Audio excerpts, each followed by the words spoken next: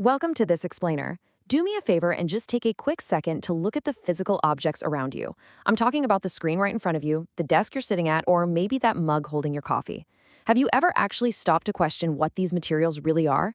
I mean, we interact with the material world literally every single second of our lives, but the secret rules dictating why things look, feel, and behave the exact way they do, they're totally hidden right beneath the surface.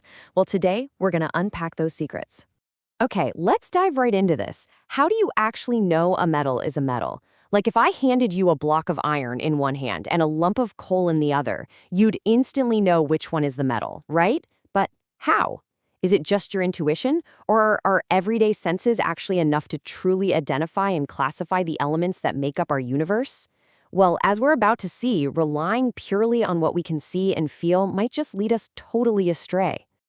Let's kick things off with Section 1, the physical properties. So the easiest, most logical way to start grouping substances is just by observing what they look and feel like in our daily lives. Think about iron, copper, or aluminum. When they're in their pure state and you rub their surfaces clean with something like sandpaper, they shine. This specific shiny surface is a property chemists call metallic luster, and it's kind of our first basic rule. But the physical rules go way beyond just looking shiny. Let's run through a rapid-fire sequence of physical properties, starting with malleability. If you take a piece of iron or zinc, put it on a block, and strike it really hard with a hammer, it doesn't shatter into a million pieces like glass would. Instead, it flattens out. Malleability is this incredible property that allows metals to be beaten into insanely thin sheets. Gold and silver, for instance, are the absolute champions of this rule. Continuing on, we've got ductility. This is a metal's ability to be drawn and stretched out into thin wires without snapping. It's exactly why we can shape metals to perfectly fit our technological needs. Now, you might immediately think of the copper wires inside your electronics, but the true king of ductility is going to absolutely blow your mind. That number on your screen, that is 2 kilometers. Literally just one single tiny gram of gold, a piece so ridiculously small it would easily get lost in your pocket, can be drawn into a continuous, unbroken wire that is 2 kilometers long. No way, right? It is just a phenomenal demonstration of the physical properties we expect from pure metals. Metals are also sonorous, meaning they ring when hit, which is exactly why school bells are made of metal and not, wood. On top of that, metals are excellent conductors. They have high melting points and allow heat and electricity to just flow right through them. Silver and copper are incredibly good at this, which is precisely why the electrical wires running through the walls of your home right now are made of metal, wrapped up in a protective non-conducting PVC coating. Now, what's really interesting about this next part is how it challenges everything we just established. Let's move to Section 2, rule breakers and exceptions. See, just when we think we have metals and nonmetals perfectly sorted into neat little boxes based on those physical traits, nature decides to throw us a massive curveball. We completely expect metals to be hard, solid objects with high melting points. But look at the reality. Mercury is a metal, yet it exists as a liquid at room temperature. Then you have the alkali metals like lithium, sodium, and potassium. They are so incredibly soft that you can literally slice right through them with a regular butter knife from your kitchen. And if you place a piece of solid gallium or cesium on the palm of your hand, your mere body heat is enough to melt it into a puddle. Wild, right? And the non-metals? Oh, they are rule breakers too. We expect them to be dull and really poor conductors. Yet iodine, which is a non-metal, has a beautiful, shiny luster. Carbon is also a non-metal, but one of its forms, graphite, the exact stuff inside your pencil, actually conducts electricity perfectly well. This brilliant contrast just proves that physical traits alone are a completely imperfect, totally unreliable method for classifying the material world. We've got to go deeper. Which brings us to Section 3, trial by fire and water. Since physical properties basically failed us, we have to pivot to chemical properties. We're going to treat this like a scientific investigation, putting our metallic suspects through a series of escalating and sometimes violent trials to find a foolproof way to classify their true nature. Our first trial is oxygen, basically burning them in the air. As you might guess, they don't all react the same way. Magnesium burns with this blinding, dazzling white flame. But potassium and sodium, they are so fiercely reactive that they literally catch fire and explode if you just leave them out in the open air. Because of this violently dynamic reaction, they actually have to be stored completely submerged in kerosene oil just to prevent accidental fires. Meanwhile, silver and gold can sit there at super high temperatures doing absolutely nothing. Let's move on to the water trial. Once again, we see a wild spectrum of behavior. Sodium and potassium react so violently and exothermically with cold water that the hydrogen gas produced instantly bursts into flames.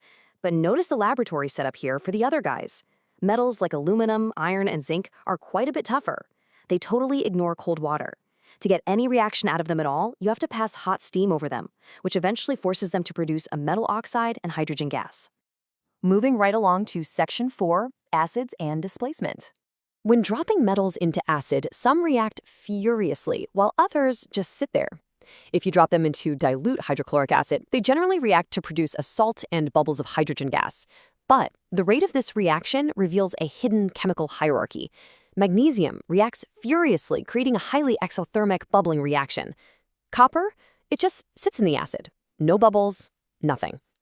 To really nail down this chemical hierarchy, chemists use what's called a displacement reaction. Honestly, think of it like a chemical arm wrestling match. If you put a strong reactive metal into a solution containing a weaker metal, the more reactive metal will aggressively kick the weaker one out of its compound and take its place. It displaces it. This gives us undeniable, hard evidence of exactly which metal is chemically superior. So, the crucial point here is exactly what we'll cover in Section 5, the reactivity series. All of our trials, the oxygen, the water, acids, and displacement, they all lead to one undeniable truth. Not all elements are created equal. Behold, the reactivity series. Let's walk down this hierarchy together. Up at the very top, we have our most reactive metals, potassium and sodium, the absolute wildcards that explode in water and catch fire in the air. As we move down the list past calcium, magnesium, zinc, and iron, you can see the reactivity steadily decreasing. We pass hydrogen and finally hit the bottom with copper, silver, and gold. These guys are the least reactive. They don't rust, they don't dissolve easily in acids, and they certainly don't explode. This chemical list is the true, reliable way to classify metals. And this brilliantly illustrates our final concept. Section 6, the perfect atomic match. We've looked at all these macroscopic reactions, right? The fires, the explosions, bubbling acids. But why do elements react at all? It all boils down to one thing. They just want atomic stability. Basically, a perfectly filled valence shell of electrons. Let's look at how this creates an ionic bond, step by step. Step 1. A sodium atom has an electron configuration of 2-8-1. It has one annoying little electron in its outermost shell. To become stable, it desperately wants to ditch that one electron, which turns it into a positively charged ion. Step 2. Chlorine's configuration is 2-8-7. It is exactly one electron short of a perfect stable shell. So it gladly takes sodium's discarded electron, becoming negatively charged in the process. Step 3, opposites attract. The positive sodium and negative chloride are pulled together by really strong electrostatic forces, forming the stable compound sodium chloride. Which brings us to our final and honestly pretty provocative thought. Sodium chloride? That's just everyday table salt. Think about that for a second. You are taking sodium, a metal so insanely reactive it explodes in water, and you're chemically pairing it with chlorine, which is a toxic gas. But because they perfectly trade that one electron to stabilize their outer shells, they form a totally harmless, delicious compound you sprinkle on your fries. It's like a giant puzzle coming perfectly together. So the next time you pick up a metal object or salt your dinner, will you just see it as an everyday object, or will you see the chaotic, beautiful chemistry perfectly hidden inside? Thanks for joining me on this explainer. Keep wondering and keep learning.